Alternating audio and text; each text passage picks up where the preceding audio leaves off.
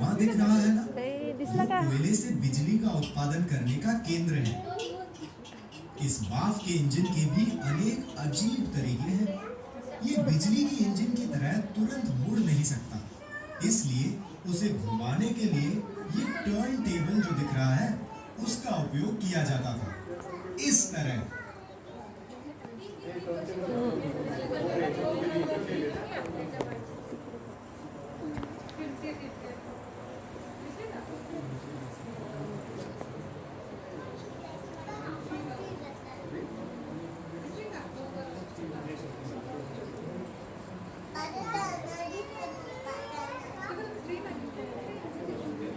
लेकिन अब तो ये बाफ के इंजन सिर्फ पुणे के जोशी जी के इस म्यूजियम में ही देखने को मिलते हैं।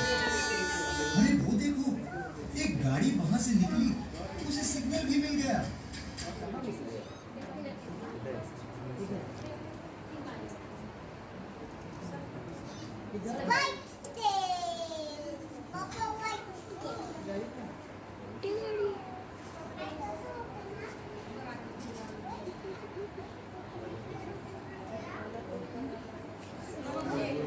अब ये मालगाड़ी ऊपर से सुरंग में से सिग्नल की सहायता से सीधी बजाते किसी और की निकल जाती है।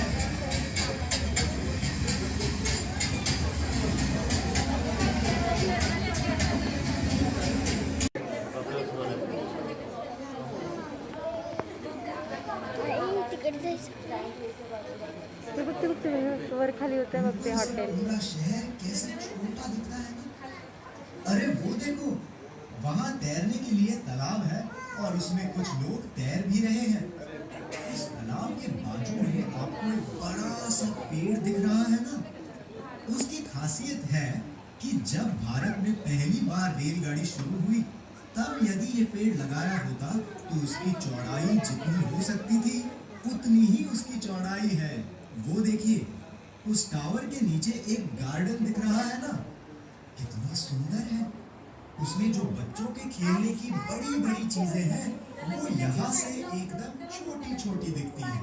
उसमें एक ऑक्टोपस दिख रहा है ना, कैसे असली ऑक्टोपस जैसे घूम रहा है। चलो सर्कस चलते हैं।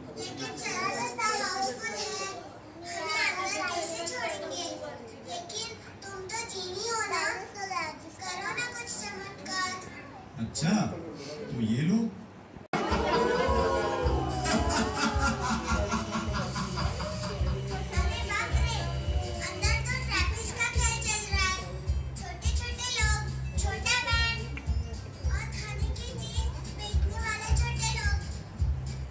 कैसे हर एक आदमी अलग अलग दिख रहा है अपनी कुर्सी पर बैठा।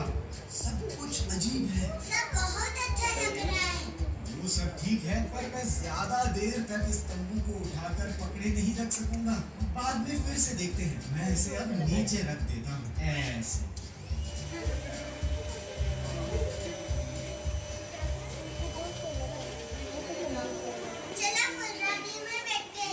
ठीक है, ये विश्व की दूसरे नंबर की सबसे छोटी दौड़ सकने वाली गाड़ी है। इसके दो पटरियों के बीच का अंतर देखा, 1 सेंटीमीटर से भी कम है, लगभग 9 मिलीमीटर।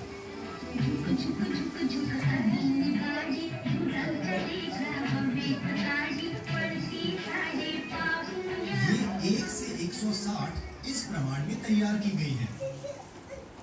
शेर का खेल, रिंग मास्टर इनसे अलग अलग खेल कराता है।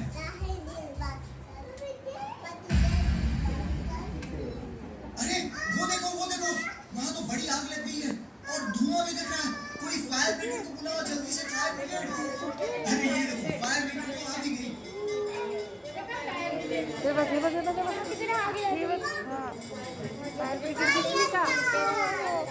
लगता है अंदर के लोगों ने आग बुझाई है। ये फायर ब्रिगेड भी देखो, रेलगाड़ी जैसी है। अब वापस जाते समय वो घंटा जहाँ ये मोनोरेल रुकी है ना, वहाँ आपको एक बड़ा सा स्क्रीन दिखाई दे रहा है। वो है ड्राइव इन थिएटर। मुंबई के बांद्रा में शायद आपने ड्राइव इन थिएटर देखा होगा। ड्राइव इन थिएटर में आप अपनी गाड़ी लेकर अंदर ले जाकर पार्क कर सकते हैं। कैसी है ये कल्पना?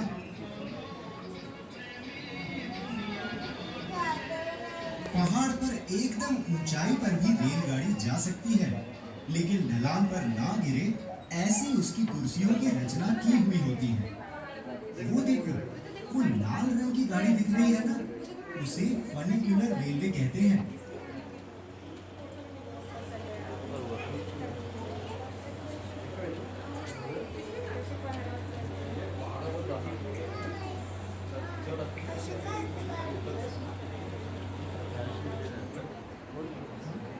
वे कहते हैं।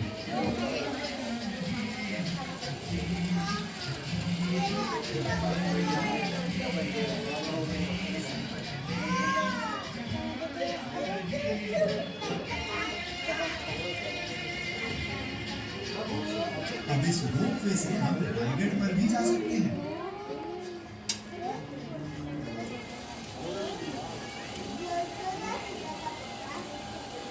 इस पहाड़ के आसपास इस शहर के तेल शुद्धिकरण कारखाने तथा रासायनिक कारखाने भी हैं। वो देखो, वहाँ वेल्डिंग का काम चल रहा है, जिसका प्रकाश और धुआं हमें दिख रहा है।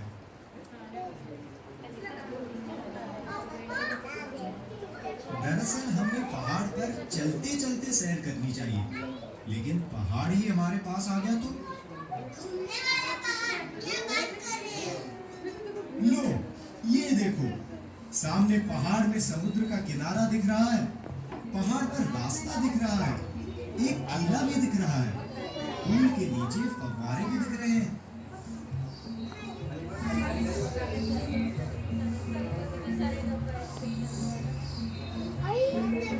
उस नए पुल को रंग दिया जा रहा है। यस।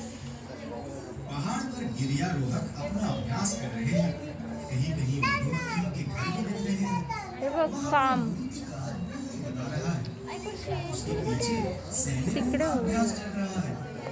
उसके पीछे एक बड़ा तालाब दिख रहा है, तालाब में बत्तख तैर रहे हैं। सब कुछ कितना सुंदर दिख रहा है ना? सब कितना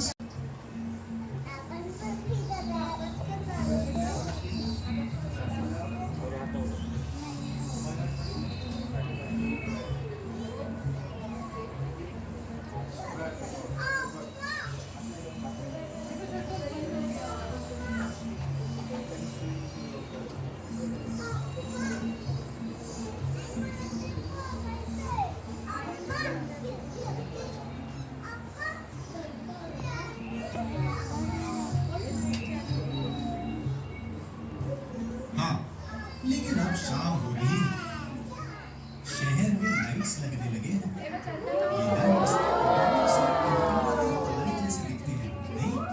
बोरघाट से खोपोली शाम को जैसे दिखता है, वैसे ही हमारा ये शहर दिखता है।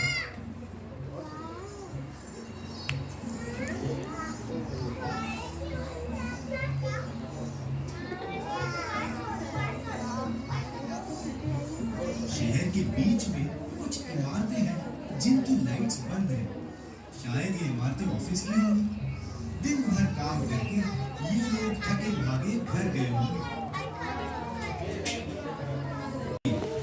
हवा को काट के तेज जाने के लिए इसका नाक भी नुकीला बनाया गया है, और ये प्रति घंटा 450 किलोमीटर की रफ्तार से दौड़ सकती है।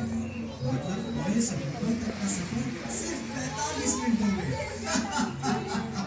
वो बात बात पर हंसता ही है। पहले और दूसरे नंबर की गाड़ी कौन सी है? ये तो बता। बताता हूँ, हमें दिखते हैं। आपने देखा होगा सप्तर्षि, ध्रुव तारा और चांद। आपको पता है, 16 अप्रैल 1853 के दिन भारत की पहली रेलगाड़ी बोरीबंदर से ठाणे के दरमियान दौड़ी थी। उस दिन नवमी